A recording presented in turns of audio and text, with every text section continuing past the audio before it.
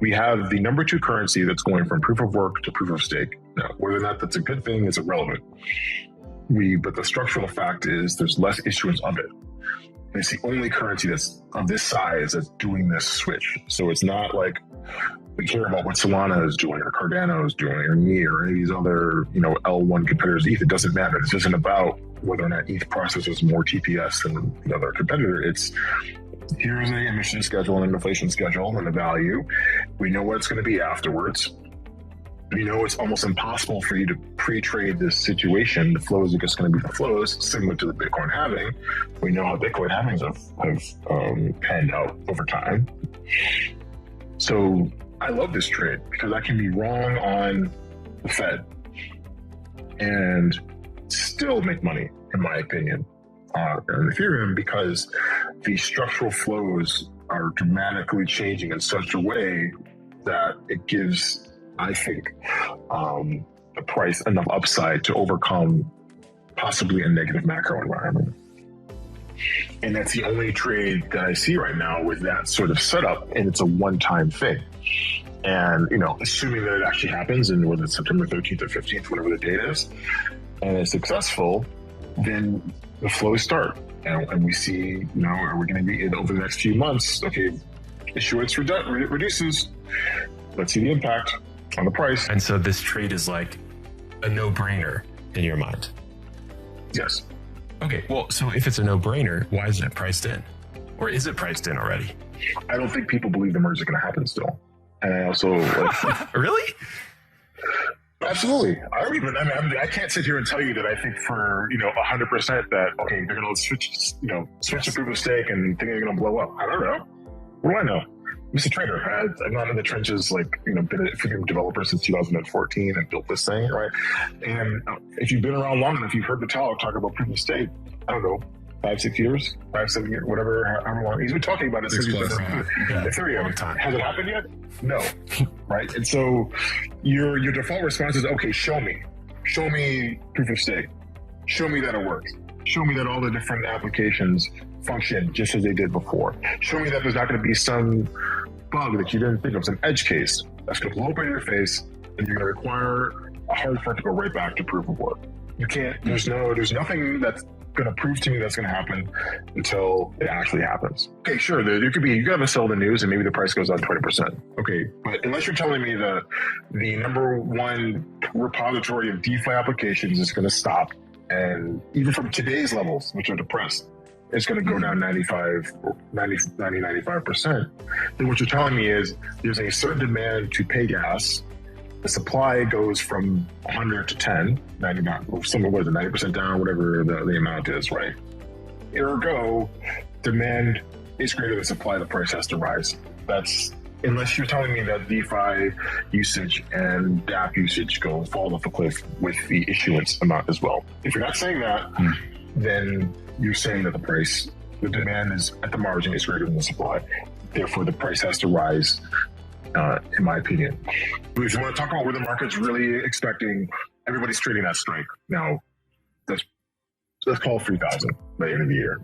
Of course, the Fed can influence that lower, but for ETH to stand still, maybe the Fed's going to raise rates to 20% overnight. I don't think that's going to happen.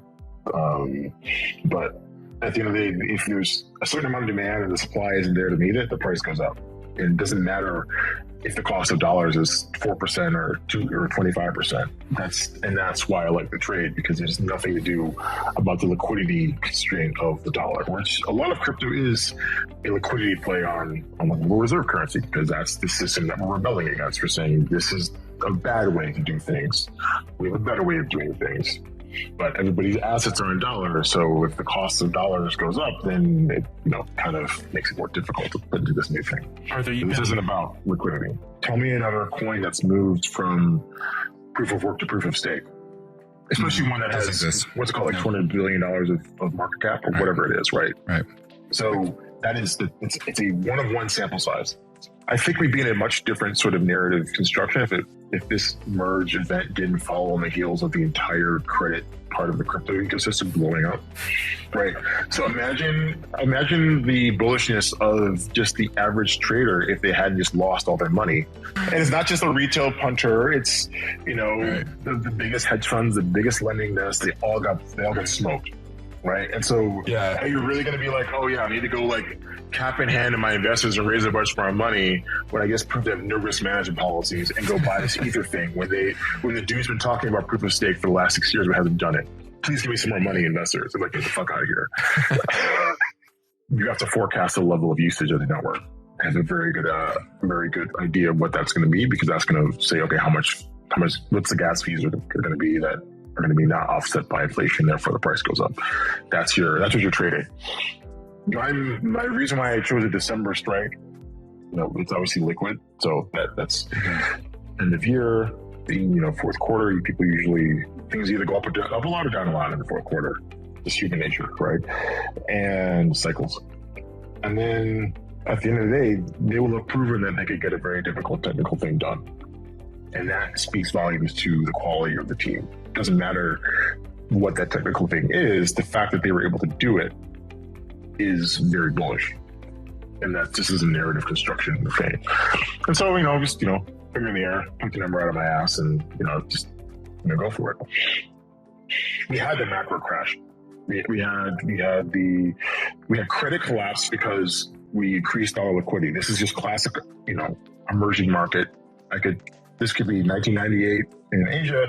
This could be Russia. This could be LDC crisis. This could be tequila crisis. This could be pick your crisis over the last 200 or 300 years of finance, where you had too much money chasing too few good opportunities. From a credit perspective, crypto is 100% rhymes with that ethos. We had the flush of all the leverage from the system, in my view. So we've done the hard thing in the macro. So okay, maybe the price could go down another 50% to 800 or whatever, to the lows that we had during the credit collapse. If Powell gets his new epiphany because he's going to go take rates immediately above inflation. That's not what he said. He said, we're going to continue with the pace that we're rolling, which is, maybe it's 75 basis points in September, maybe another 50 in November, another 50 in December. That's still not 9%. Volcker took rates up to 22%. He said he doesn't want to be Arthur Burns, Fed chair during before the 70s. Arthur Burns took short-term rates in the U.S. above inflation. He's neither Arthur Burns nor Paul Volcker. He's Jerome Powell at the rate he's at, which is below inflation. And he's not telling the markets that he's going immediately to 8.5 on the short-term rate, just like that. So I think, yes, the pessimism is warranted, but I do think that reducing the supply of Ether emitted to the market by 90% on a discrete date, while still having the demand to use the network, even at these depressed levels, exceed that, to me, outweighs the macro impact, especially since I believe that a lot of the pain has already been taken on the macro side.